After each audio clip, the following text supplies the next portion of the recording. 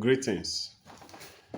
Are you supposed to give your baby water when you are doing mist feeding? Are you supposed to? Well, there are two schools of thought, two different schools of thought. There's a school of thought that says, no, don't give your baby water, right? And those schools of that school of thought that say don't give your baby water when you are doing mist feed. You know what mist feeding means? Both breast milk and infant formula. Yeah, missing. Yeah, you are giving your baby. Your baby is not on exclusive. That school of thought that say no. Most of them are in the temperate regions, regions that are not that are cold, right? Europe, Americas, and the rest, right? They are there now, and they have a reason for saying don't give your baby water. Reason being that they say breast milk already contains water, and even the infant formula you are going to use water to make it. It makes sense, right? And another thing is that they say if you water don't contain nutrients, right? Water don't contain essential nutrients. So some mothers may end up giving the baby too much water, right? Filling up the stomach of the baby to the extent that the baby will not have enough space to take in other nutrients like breast milk and infant formula. It makes sense. Now there's another school of thought that say yes, you can go ahead, which I belong to. There's another school of thought that say, okay, yes, you can give your baby water when you are breastfeeding, right? Water when you are breastfeeding. When you are, I said breastfeeding, when you are doing mixed feeding, whether breast milk and infant formula, you can give your baby water, right? But with moderation, right? The argument that some mothers give their babies too much water, right, holds stands true. It's not that water is harmful. The challenge is that if you give the baby too much water, the baby will not there will be not enough space in the baby's stomach to take milk, breast milk or infant formula. Now, if you give the baby water in moderation, the baby will be able to take breast milk and infant formula. There is enough space. It just the water we are saying is not to carry cup of water and dump on the baby. Just drops of water. You get drops of water, just some aliquots of water, small, so for the baby to prevent dehydration, right? And once you start giving your baby infant formula, yes, you use water to make it. The baby's mouth becomes so dry. And don't forget, we are in the tropics. We are in a very cold region, right? We're in a very cold. Sorry, we're in a very hot region. Like right now, okay, right now, you can see how dry my lips are, right? As an adult, to imagine what a child is going through.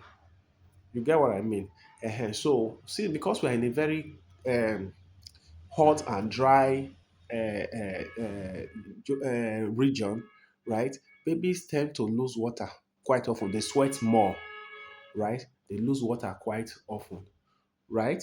So because of that, if you are giving your baby feeding, if you are feeding, yes, you can give your baby drops of water.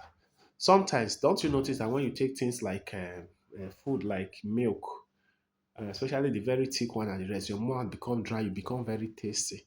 And don't forget that some mothers, most African women, most Nigerian women, they don't like doing that. What's it called? Is it baby friendly? Feeding. They don't like it so much, right? If their milk is enough, their breast milk is enough, they will not even bother with infant formula. By the time you see them buying infant formula to augment breast milk, you know that the milk is not, the breast milk that is even coming out is so scanty and very small. And that's the truth. You know what I mean? So that is why other schools of thought say, okay, if you are in the tropical region, which Africa, sub-Saharan Africa, and the rest, which we are, right? And you are doing feeding, you can go ahead and give your baby water.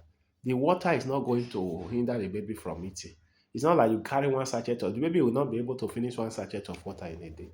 The highest amount of water a baby is going to take in a whole day may just be between 20 to 50 mils.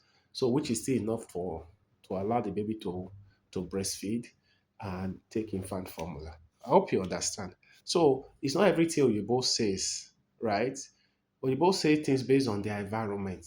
we should also say things based on our environment. Our environment is very hot, and when environments that are very hot, you sweat a lot. And once you sweat a lot, you lose a lot of water. So that's it. So for the people in the temperate region where the weather is not so hot, everywhere is cold and you don't sweat now. Baby don't sweat. Everywhere is dry. Everywhere is good, right? Baby don't need so much water. But if you stay in temperate, in very hot regions like the tropics, where you baby is losing water, right? Everywhere is hot and the rest, and you are doing baby friendly, you are doing mist feeding. You have to augment with water. It's not that giving your baby water is harmful. It's not harmful. It's not that the water is going to cause the baby sickness, going to make the baby sick. No.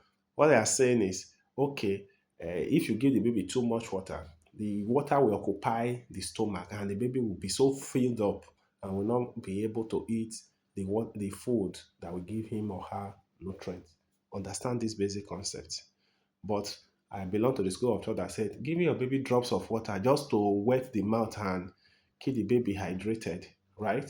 It's not going to prevent the baby to get from getting essential nutrients.